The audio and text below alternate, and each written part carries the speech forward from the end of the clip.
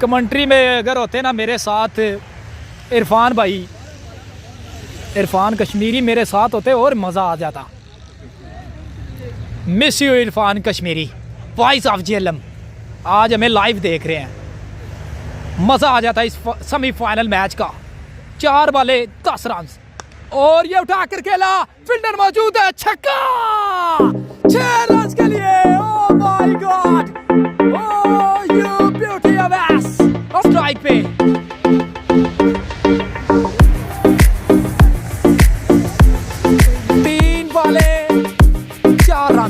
Bowler ने लिया start, full toss ball और ये चौकाया और ये बाउंड्री आई है। 4 रन के लिए और इसी के साथ मैच भी विन किया है यहाँ पे न्यू यंग स्टार ने और गया है सीधा फाइनल में। वाह what a match, what a match.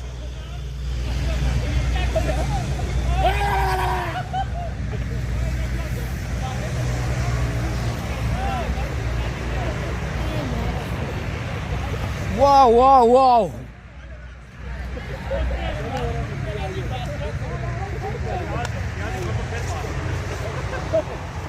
Nirar आज के दिन की चैंपियन, आज के दिन की चैंपियन न्यू यंग स्टार।